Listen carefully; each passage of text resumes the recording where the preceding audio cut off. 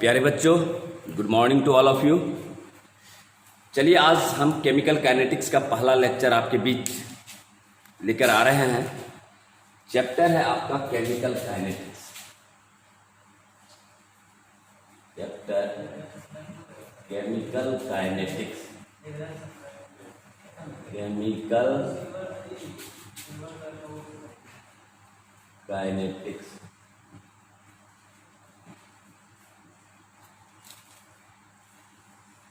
जिसका है हिंदी रासायनिक गतिकी।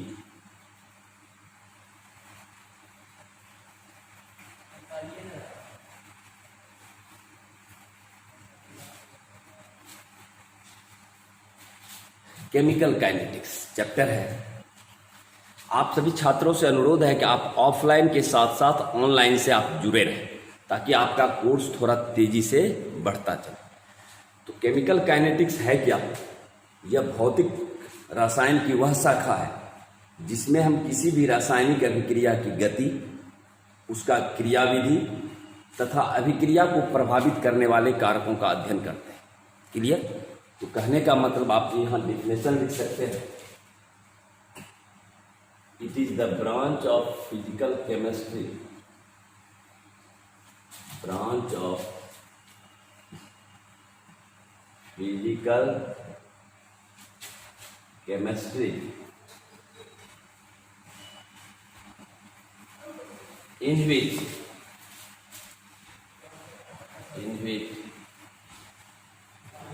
we study about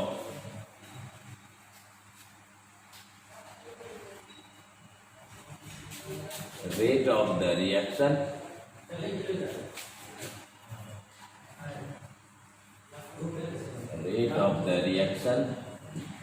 its mechanism,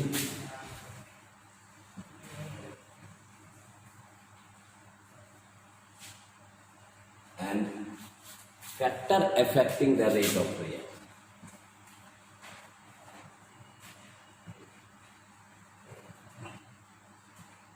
Factor affecting the rate of the reaction.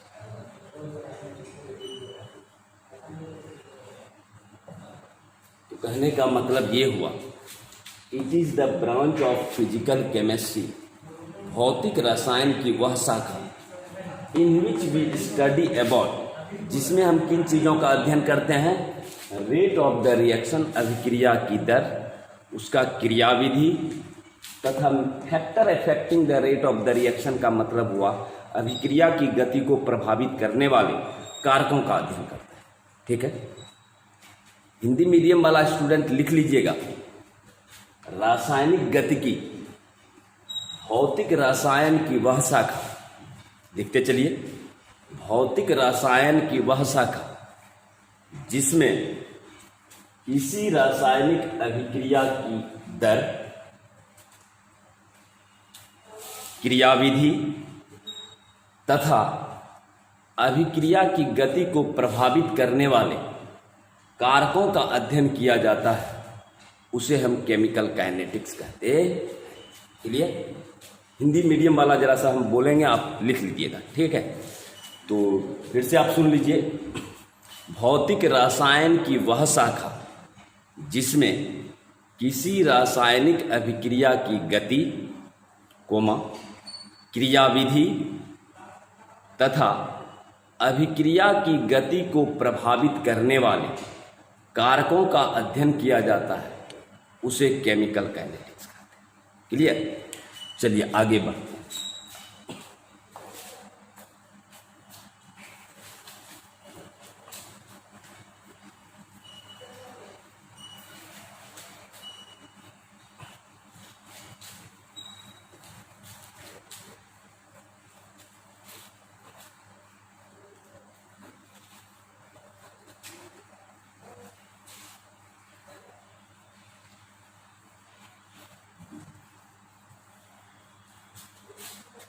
अगर आप लिखना चाहते हैं तो लिख भी सकते हैं। भौतिक रसायन की वह शाखा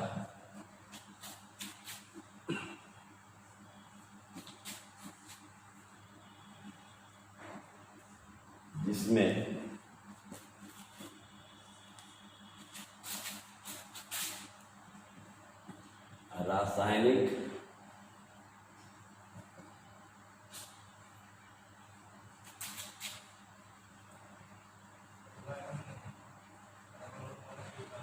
अभिक्रिया की दर कोमा क्रियाविधि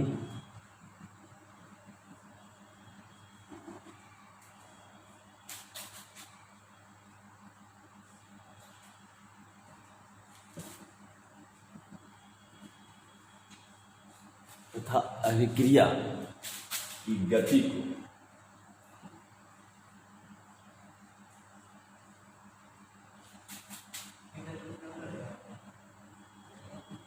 प्रभावित करने वाले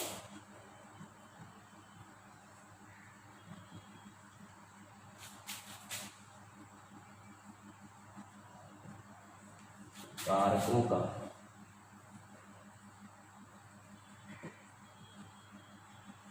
अध्ययन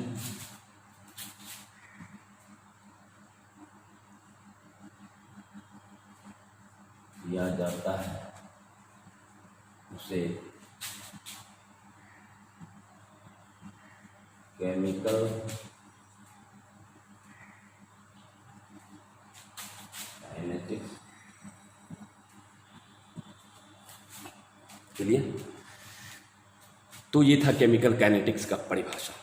चलिए आगे बढ़ते हैं। रेट ऑफ द रिएक्शन, जो कि बहुत इंपॉर्टेंट है आपका।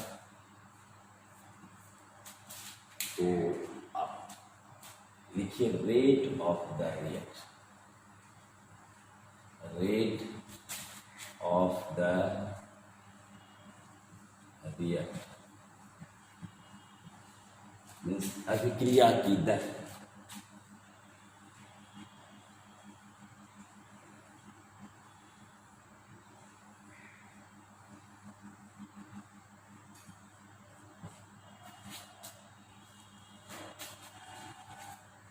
अब रही बात, जब भी हम कहते हैं रेट, इसका मतलब है कि समय के रेस्पेक्ट में, समय के सापेक्ष में। इसका मतलब जैसे कि आप त्वरण का परिभाषा क्या देते हैं, rate of change of velocity, वेग में परिवर्तन की दर को त्वरण कहते हैं।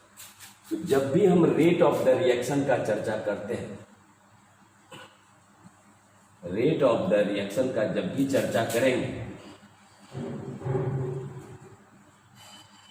इसका मतलब हुआ कि डीकंसंट्रेशन,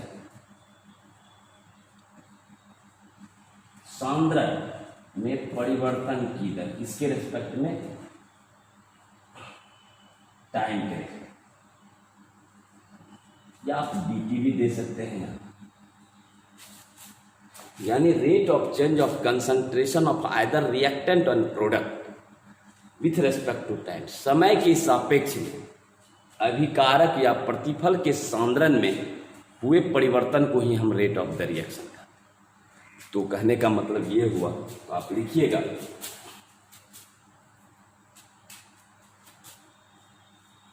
the rate of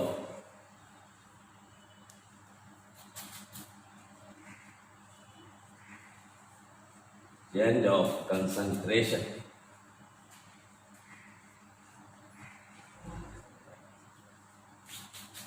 of either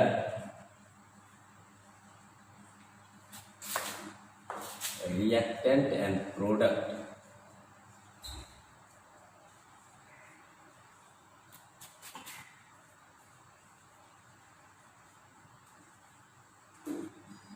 with respect to time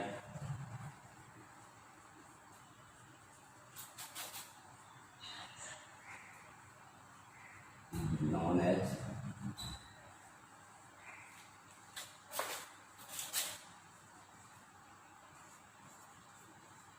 rate of the reaction। कहने का मतलब समय के सापेक्ष, यानी the rate of change of concentration of either reactant and product, यानी कि अभिकारक या प्रतिफल के सांद्रण में हुए परिवर्तन की दर को विथ रिस्पेक्ट टू समय, समय के सापेक्ष। तो समय के सापेक्ष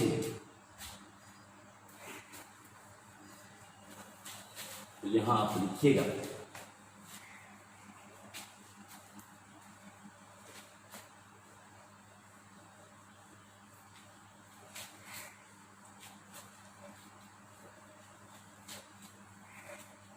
तो इसका परिभाषा आप लिख सकते हैं, समय के सापेक्ष में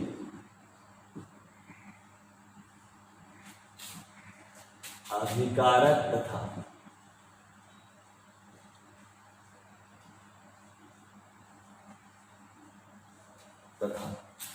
प्रतिफल के सौंदर्य में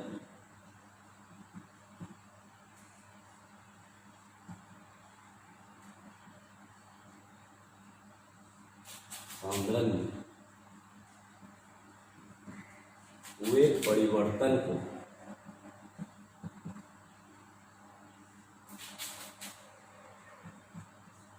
रेट ऑफ द रिएक्शन कहा।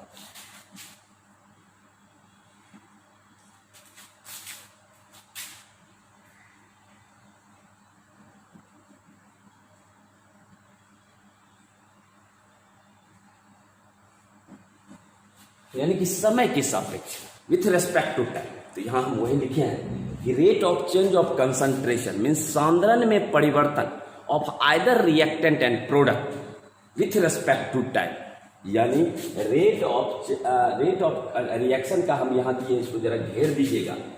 रेट ऑफ द रिएक्शन का हम परिभाषा ही दिए हैं, कंसंट्रेशन डी कंसंट्रेशन बटा टाइम। तो समय के सापेक्ष में आइदर रिएक्टेंट या प्रोडक्ट के सांद्रण में हुए परिवर्तन को ही हम रेट ऑफ द रिएक्शन कहते हैं। क्लियर? अब हम इसको एग्जाम्पल द्वारा आपको समझाते हैं कैसे हम किसी भी अभिक्रिया का रेट ऑफ द रिएक्शन लिख सकते हैं।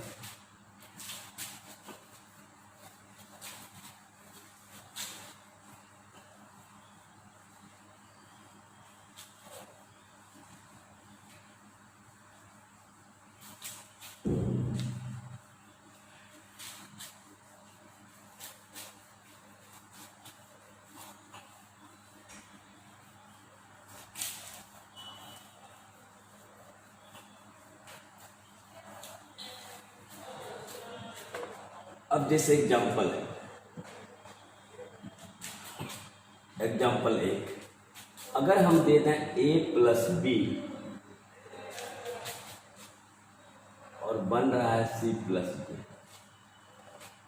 कोई भी रासायनिक अभिक्रिया में जो भाग लेता है उसको कहते हैं रिएक्टेंट, और अभिक्रिया के फलस्वरूप जो बनता है उसको कहते हैं प्रोडक्ट। क्लियर? अब हमको इस अभिक्रिया का रेट लिखना है, rate of the reaction, rate of the reaction. जब रेट लिखेंगे, क्योंकि ए और बी का सांद्रण समय के रेस्पेक्ट में घट रहा है और सी और डी का सांद्रण बढ़ रहा है, इसलिए जब भी हम इसका रेट लिखेंगे तो इसके पीछे माइनस साइन जोड़ देंगे। माइनस का मतलब हुआ कि उसका कंसंट्रेशन डिक्रीज कर रहा है विथ रेस्पेक्ट टू टाइम। तो यहां हम लिखेंगे माइनस डी ए बटा डी टी बराबर डी वी बटा D T plus D C बटा डी टी। सी में देखिए प्लस दे रहे हैं, इसका मतलब वो बन रहा है, बराबर प्लस डी डी बटा डी टी। तो किसी भी अभिक्रिया का आप रेट ऑफ द रिएक्शन लिख सकते हैं कहीं। अब रही बात कि इसी में अगर आपका कोफिशिएंट जुड़ा हुआ, कोफिशिएंट का मतलब हुआ जैसे हो ऐसे ए प्लस बी और यहाँ हो सी प्लस। अब आपको कह दे इस अभिक्रिया का रेट लिखिए, तो जब इसका आप रेट लिखिएगा तो ये कोफिशिएंट आपका बटा में चला जाएगा, -1 बटा ए डी ए बटा डी टी बराबर 1 बटा बी डी बी बटा डी टी प्लस 1 बटा सी डी सी बटा डी टी 1 डी,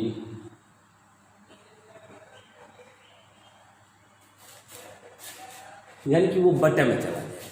तो इस तरह से कोई भी अभिक्रिया का आप रेट ऑफ द रिएक्शन लिख सकते हैं, कहीं दिक्कत वाली बात नहीं। अब मान लीजिए हम आपको दे दें कि अमोनिया का सपोज मान लीजिए तीसरा N2 + 3H2 रिवर्सिबल रिएक्शन है 2NH। अब कहें कि इस अभिक्रिया का जरा रेट लिखिए। इस अभिक्रिया का रेट क्या हो जाएगा? -dN2/dt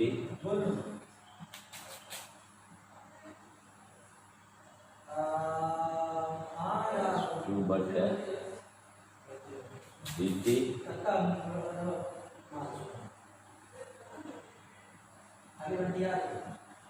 NH3/। इस तरह से किसी भी अभिक्रिया का आप रेट ऑफ द रिएक्शन लिख सकते हैं, कोई बड़ी बात नहीं। तो कहने का मतलब सिर्फ आपको करना क्या है कि रिएक्टेंट में आपको माइनस दे देना है और प्रोडक्ट में आपको प्लस दे देना है। तो इस तरह से किसी भी अभिक्रिया का रेट ऑफ द रिएक्शन लिख सकते हैं। चलिए आगे बढ़ते हैं। अभिक्रिया की गति को प्रभावित करने वाले कौन कौन से कारक हैं, कौन कौन से ऐसा फैक्टर है जो अभिक्रिया की गति को प्रभावित करता है।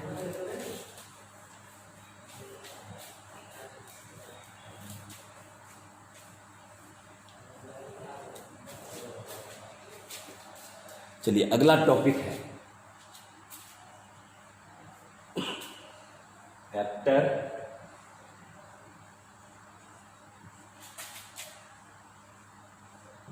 अफेक्टिंग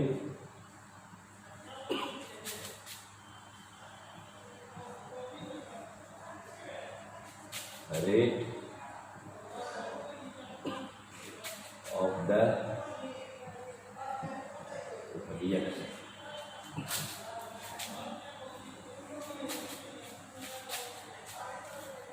कौन कौन सा ऐसा फैक्टर है जो अभिक्रिया की गति को प्रभावित करता है, यानी अभिक्रिया की गति को प्रभावित करने वाला कारक।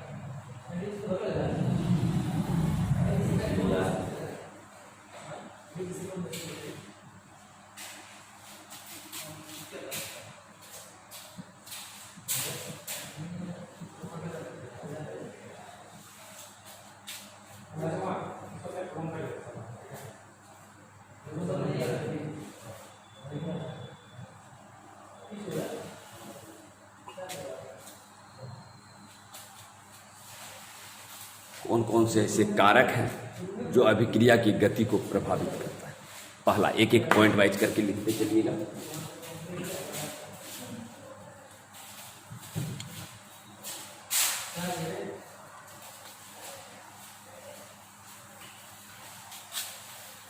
चलिए पहला आपका जो है अभिक्रिया की गति को प्रभावित करने वाला जो कारक है, पहला कारक that is the nature of reactant.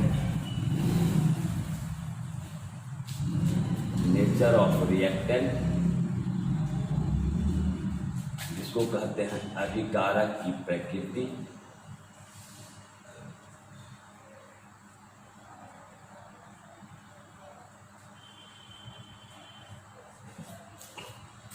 दूसरा है कंसंट्रेशन ऑफ रिएक्टेंट।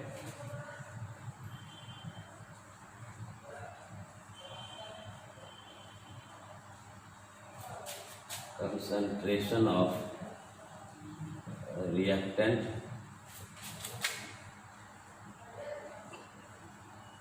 अभिकारक का सांद्रण।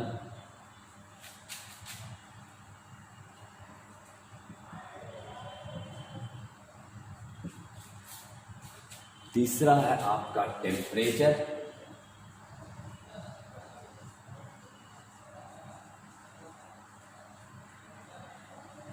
इसको आप कहते हैं ताप।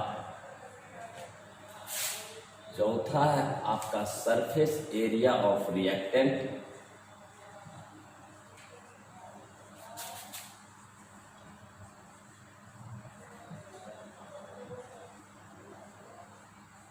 अभिकारक का पृष्ठ क्षेत्रफल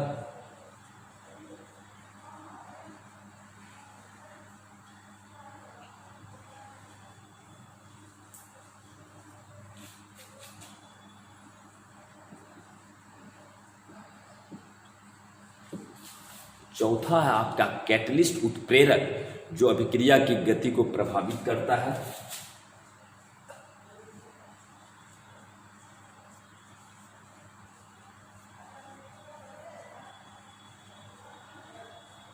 और सबसे अंतिम है that is the presence of sunlight.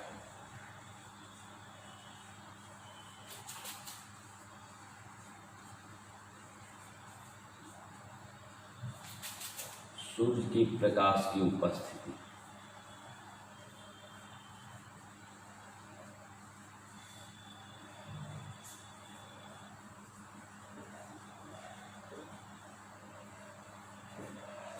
ये आपका 5 फैक्टर है जो अभिक्रिया की गति को प्रभावित करता है। कौन कौन सा? अभिक्रिया की गति को प्रभावित करने वाले कारक में आ रहा है नेचर ऑफ द रिएक्टेंट, अभिकारक की प्रकृति। अगर एग्जाम में आ जाएगा तो आपको पांचों पॉइंट लिख देना।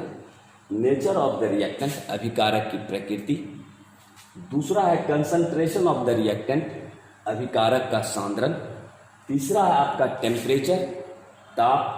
चौथा है surface area of the reactant, reactant का सरफेस एरिया। जितना ज़्यादा रिएक्टेंट का सरफेस एरिया होगा उतना ही ज़्यादा तीव्र गति से आपका अभिक्रिया होगी। पांचवा है कैटलिस्ट उत्प्रेरक और छठा है प्रेजेंस ऑफ सनलाइट, प्रकाश की उपस्थिति। तो ये सारा फैक्टर है जो अभिक्रिया की गति को प्रभावित करता है। तो जरा लिख लें आप अपने कॉपी में इसको।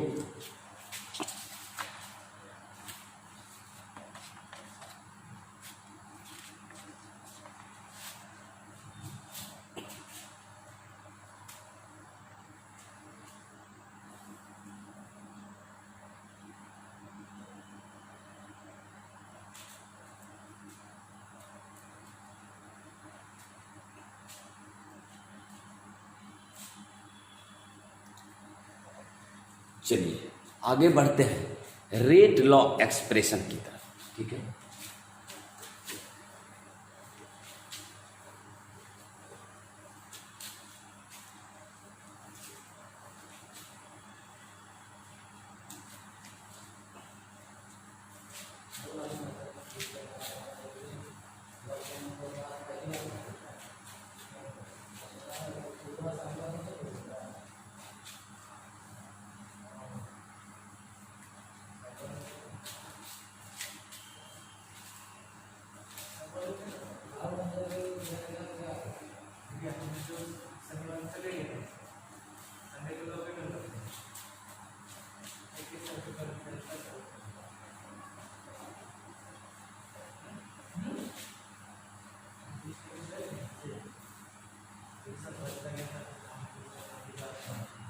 चलिए अब हम चलते हैं रेट लॉ एक्सप्रेशन।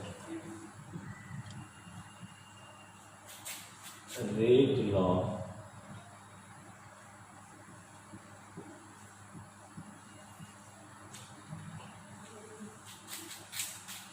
दर नियम व्यंजक।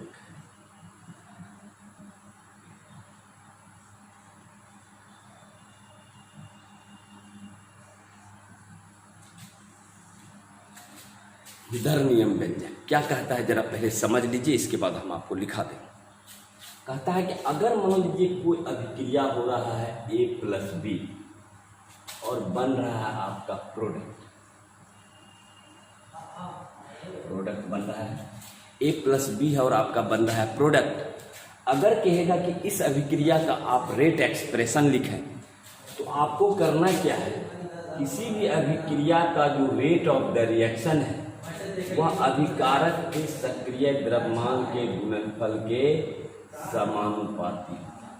रिएक्टेंट का प्रोडक्ट क्या है उससे कोई मतलब नहीं, रिएक्टेंट के सक्रिय द्रव्यमान के गुणनफल के समानुपाती। जब यहाँ प्रोपोर्शनलिटी कांस्टेंट हटेगा तो आप दे दीजिएगा के A इंटू।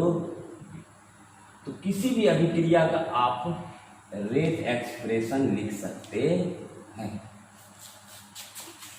ये हम एक्सप्रेशन लिख रहे हैं according to law of mass action, द्रव्यमान क्रिया नियम के अनुसार। ये जो आपका है, ये है आपका लॉ ऑफ मास एक्शन।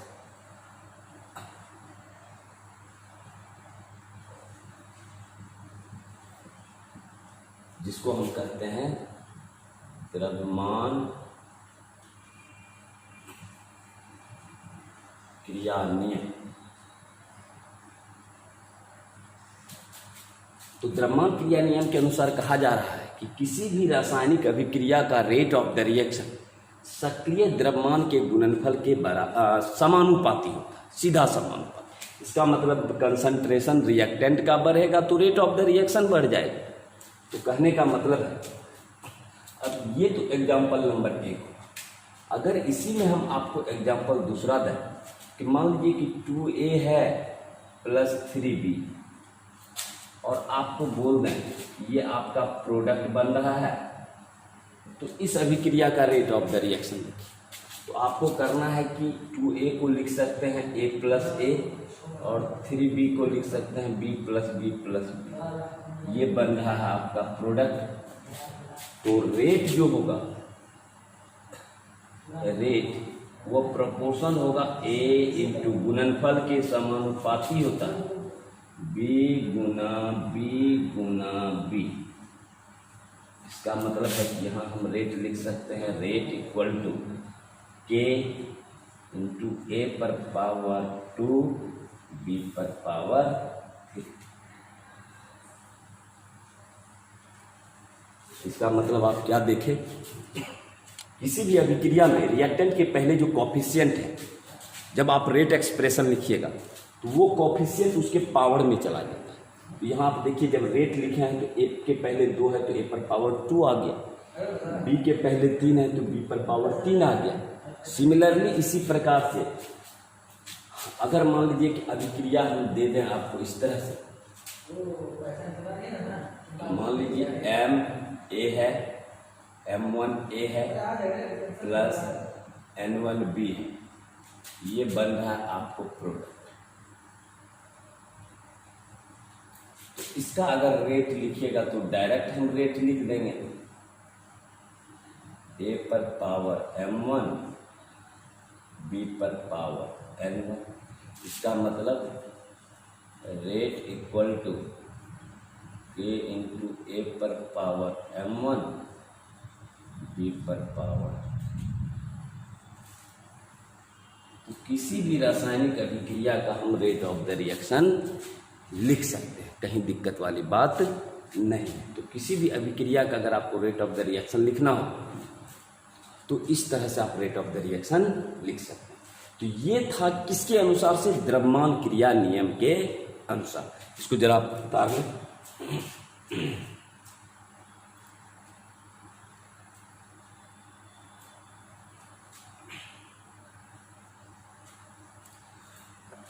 तो चलिए इसका जरा सा आप भाषा लिख लीजिए।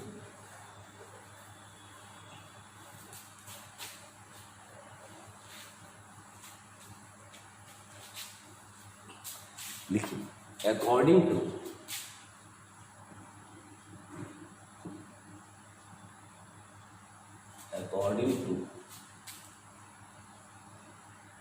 Law of mass action,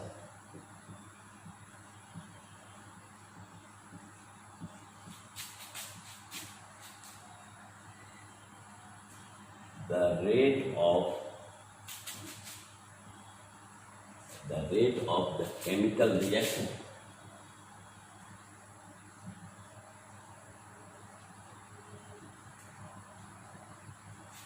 is directly proportional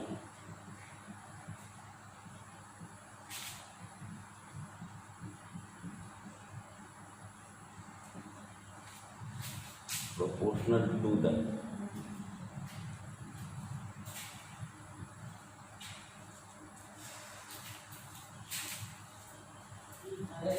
product of the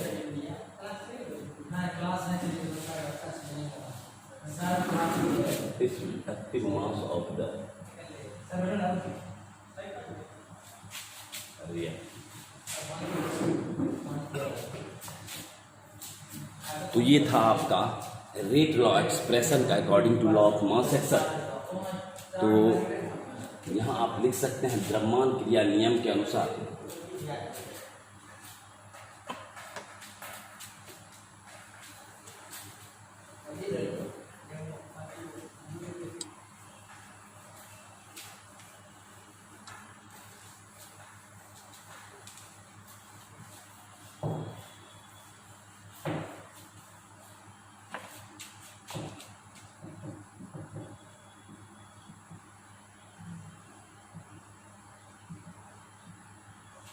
या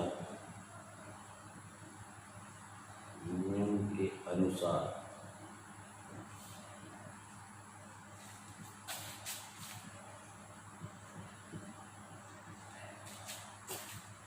किसी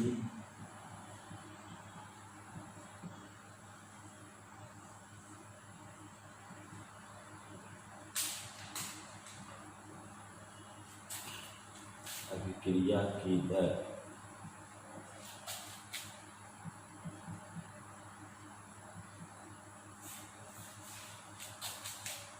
अभिकारक के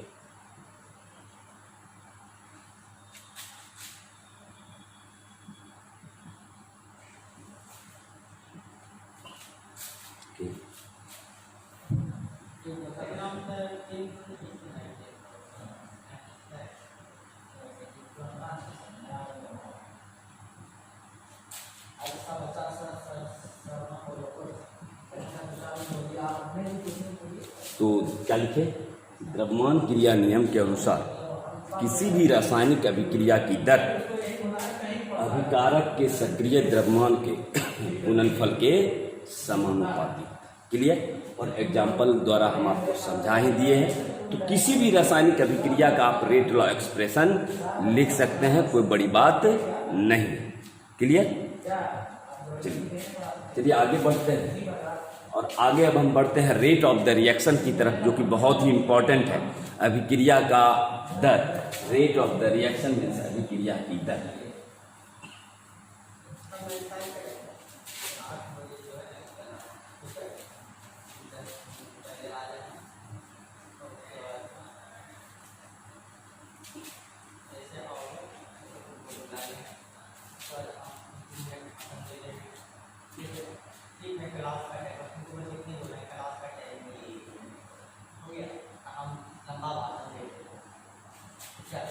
खाली खाना है नीचे हाथ से दिखा देना।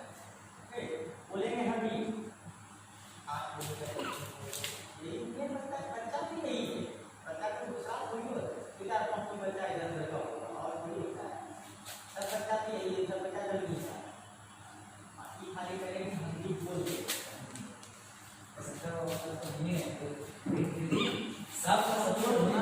अभिक्रिया की दर। और ये बात रेट ऑफ द रिएक्शन है, अभिक्रिया की दर है। उतार लीजिए इसको।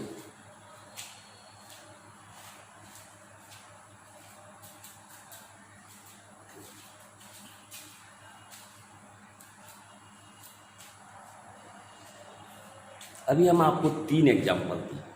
क्या क्या दिए? एक एग्जाम्पल दिए कि अगर A प्लस बी है, ये बन रहा है प्रोडक्ट, हम इस अभिक्रिया का direct rate of the reaction लिख सकते हैं। Rate is proportional to, direct लिख देते हैं,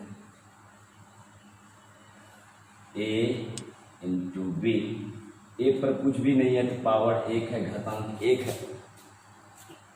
अगर इस अभिक्रिया का हमको पूछ देगा कि ऑर्डर ऑफ द रिएक्शन क्या है, तो किसी भी दर समीकरण में सांद्रता पदों पर जो घातांक उत्पन्न होता है, जो पावर उत्पन्न होता है, उसके योगफल को ही हम ऑर्डर ऑफ द रिएक्शन कहते हैं। इस अभिक्रिया का अगर हमको पूछ देगा कि बतलाइए भाई ऑर्डर ऑफ द रिएक्शन कितना है, तो आप कहिएगा सांद्रता पदों पर जो घातांक है उसके योगफल। इसका मतलब 1 जोड़ 1, ऑर्डर ऑफ द रिएक्शन 2 है। तो कहने का मतलब किसी भी दर समीकरण में सांद्रता पदों पर जो घातांक उत्पन्न होता है उसके योगफल को ही हम कहते हैं ऑर्डर ऑफ द रिएक्शन। तो किसी भी अभिक्रिया का आप ऑर्डर ऑफ द रिएक्शन ज्ञात कर सकते हैं, कहीं बड़ी बात नहीं।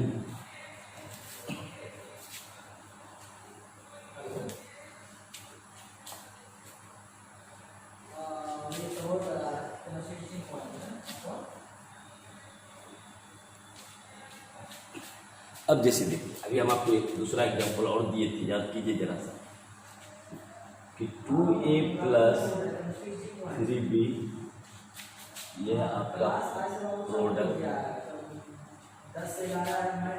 इसका रेट जो है, रेट बराबर k इंटू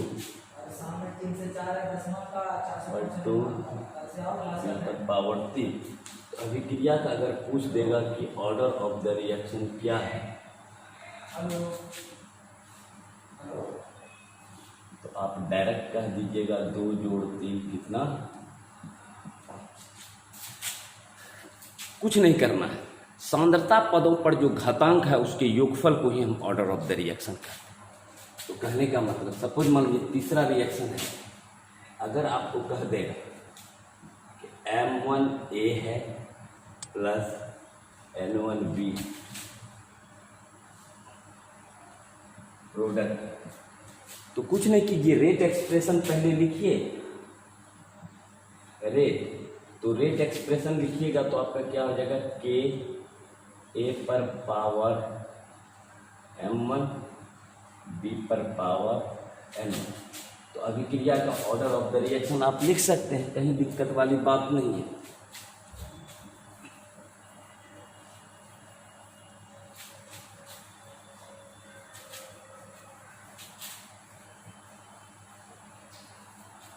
तो इस अभिक्रिया का आप order of the reaction, order of the reaction जो घातांक हो रहा है, जो घातांक उत्पन्न होता है, यानी m1 प्लस। तो कहने का मतलब हुआ कि किसी भी रासायनिक अभिक्रिया के दर समीकरण में सांद्रता पदों पर जो घातांक उत्पन्न होता है उसके योगफल को ही हम ऑर्डर ऑफ द रिएक्शन कहते हैं। क्लियर? ये तो आपका एग्जाम्पल था, example number 1, example number 2, example number 3। चलिए इसका परिभाषा लिख लेते हैं जरा। ये ऑर्डर ऑफ द रिएक्शन का आपको परिभाषा लिखा दें, मिटा दें।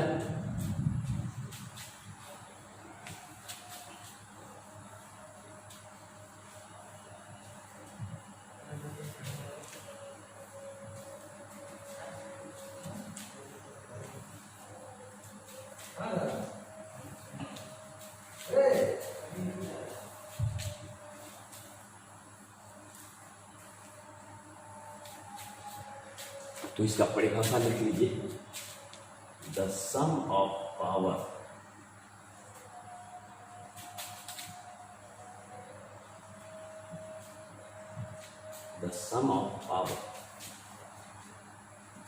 raised in the reactant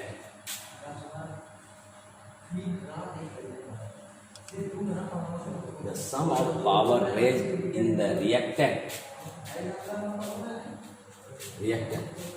in the rate law expression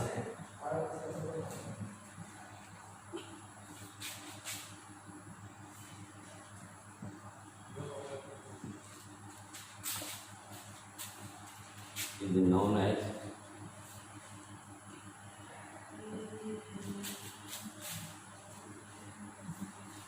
order of the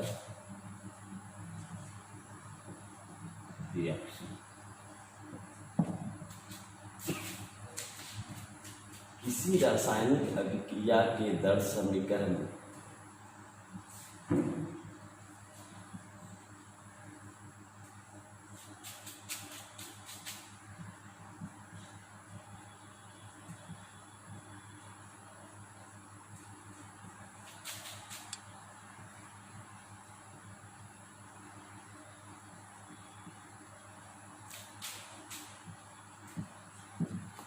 सांद्रता पदों पर जो घातांक उत्पन्न होता है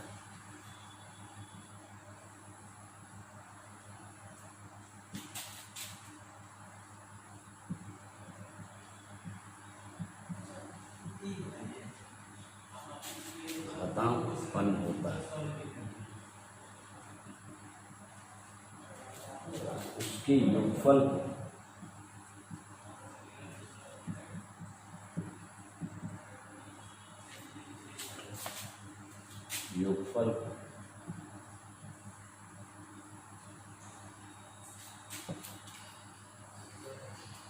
ऑर्डर ऑफ द रिएक्शन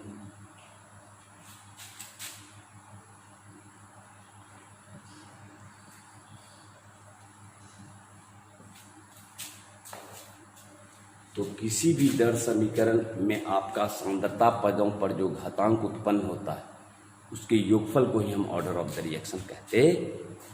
चलिए उतार लीजिए जरा इसको।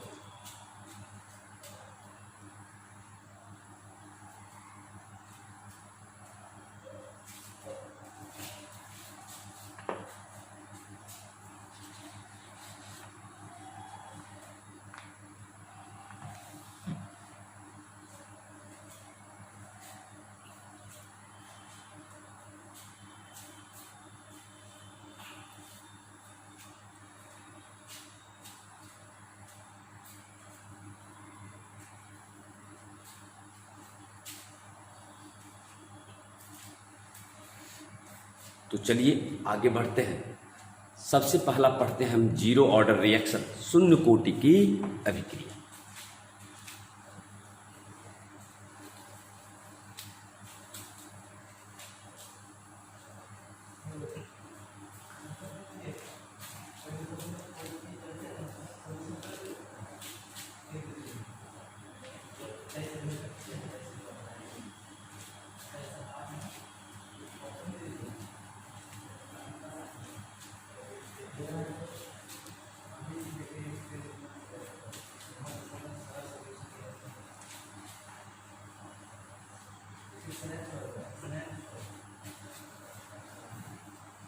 चलिए सबसे पहला पढ़ते हैं हम क्या, शून्य कोटि की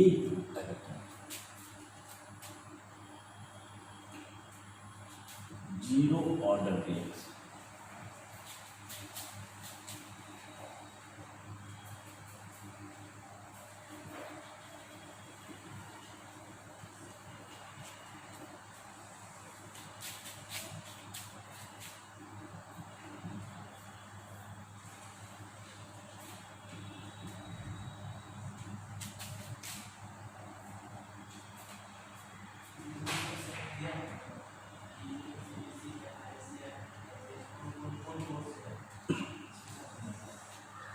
अब रही बात की शून्य कोटि की अभिक्रिया किसको कहते हैं। कहता है वैसी अभिक्रिया जिसका वेग या दर सांद्रता पदों के शून्य घातांक के समानुपाती। जैसे लिखिएगा द रिएक्शन, रोज reaction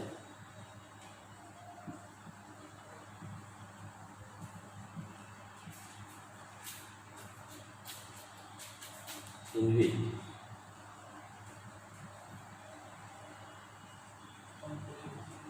rate of the reaction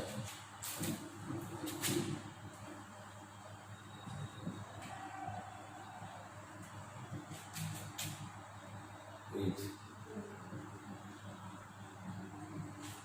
directly proportional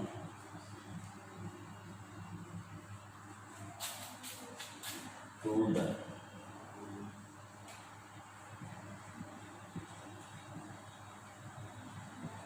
first power of the concentration।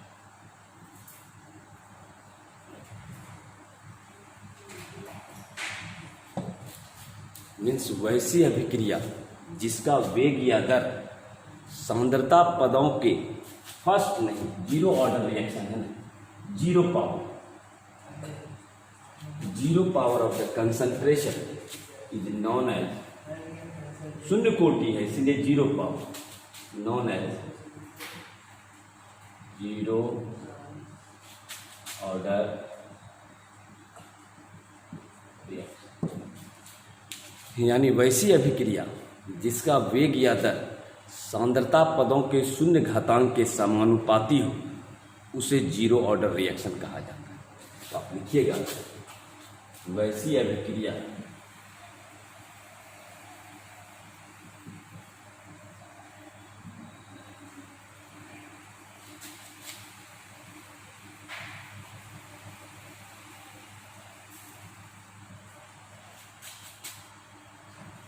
वेग या दर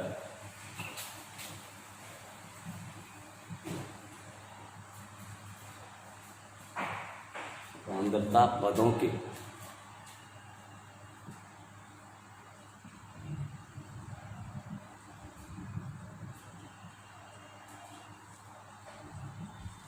शून्य घातांक के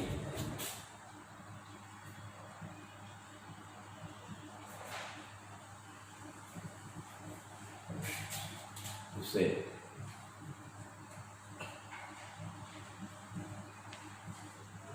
ऑर्डर रिएक्शन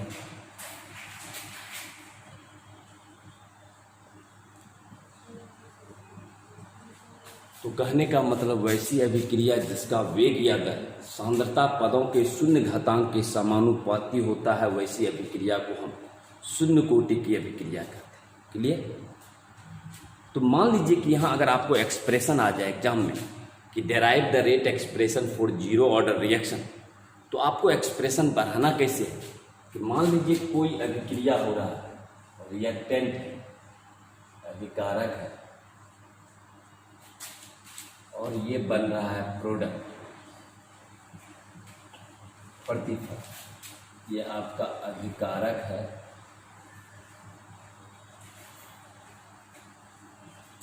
और ये प्रोडक्ट बन रहा है प्रतिफल। क्लियर? मान लीजिए कि अभी अभिक्रिया शुरू नहीं हुआ है एट टाइम t बराबर 0। अभिक्रिया अभी शुरू नहीं हुआ है। मान लेते हैं कि इसका प्रारंभिक सांद्रण A है, प्रतिफल अभी 0 है। जैसे जैसे अभिक्रिया शुरुआत होगा एट टाइम t1, इससे कुछ मात्रा निकला और जितना मात्रा निकला उतना ही आपका प्रोडक्ट बना। क्लियर? यानी जैसे अभिक्रिया आगे प्रोसीड बढ़ेगा, इससे कुछ मात्रा निकला और जितना मात्रा निकला उतना ही बना। तो अभी आपने क्या कहा कि वैसी अभिक्रिया जिसका वेग या दर dx बटा dt मतलब रेट ऑफ द रिएक्शन, क्या कहा? सांद्रता के शून्य घातांक के समानुपाती है।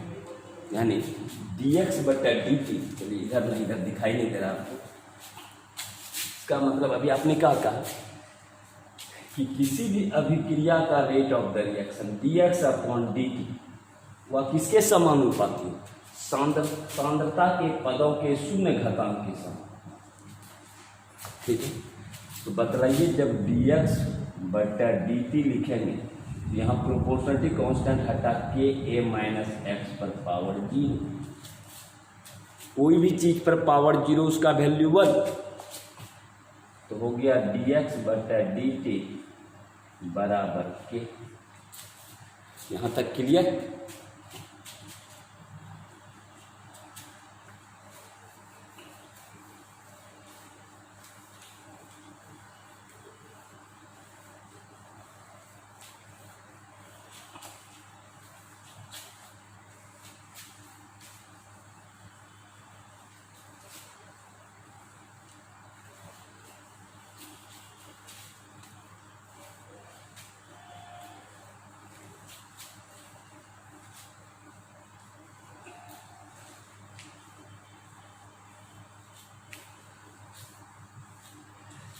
अब जरा सा इसको हम लिख सकते हैं कि dx बटा dx बराबर के dt। अब दोनों तरफ हम इंटीग्रेशन लगा दें, integrating both sides we get. Integration लगाइए दोनों तरफ, dx बराबर के dt, dx का integration x t plus c, समीकरण 1, क्योंकि इंडिफिनिट इंटीग्रेशन में इंटीग्रेटिंग कांस्टेंट c जुड़ता है। लेकिन यहाँ हमको c का मान निकालना है। c का मान क्या? जब t बराबर 0 है तो x का मान 0 है। यहाँ आप कंडीशन लगाइए, when t equal to 0 x equal to 0, जब आप यहाँ वैल्यू पुट कीजिएगा तो यहाँ c का मान जो है आपका 0 है। चलिए c का वैल्यू समीकरण 1 में पुट कर देते हैं, तो आपका हो जाएगा x बराबर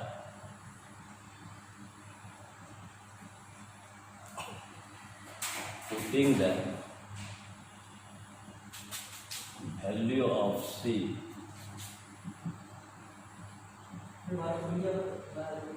इक्वेशन 1 क्या हो जाएगा, x बराबर kt, तो k बराबर हो जाएगा x बटे t। तो अगर आपको जीरो ऑर्डर रिएक्शन का एक्सप्रेशन पूछ देगा तो आपको यहाँ से शुरू से लेकर यहाँ तक आपको बढ़ाना, और यहाँ तो आप जान ही रहे हैं कि आपका ये आपका है रेट कांस्टेंट,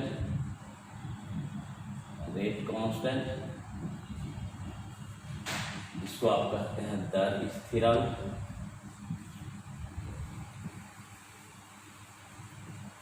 x है आपका कंसंट्रेशन,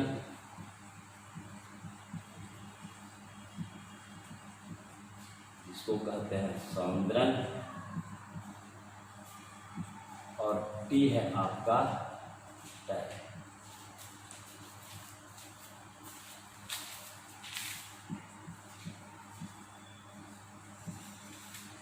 तो ये जो निकला के बराबर x बाई टी, ये है आपका rate expression for zero order reaction, rate expression for zero order.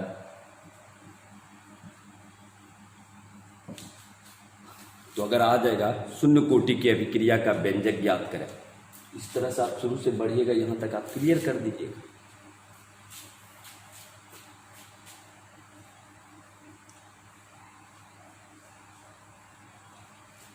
तो इस तरह से आज आपका जीरो ऑर्डर रिएक्शन आपका ख़त्म किए। इसी तरह से आप हमारे YouTube चैनल से भी जुड़े रहिए, और जो आपको ऑफलाइन में पढ़ाया जाएगा वो हम YouTube पर डालते चले जाएंगे। आप यहाँ से भी आप जो घर बैठे आप तैयारी कर सकते हैं। तो चलिए मिलते हैं नेक्स्ट लेक्चर में, आज के लिए यहीं तक।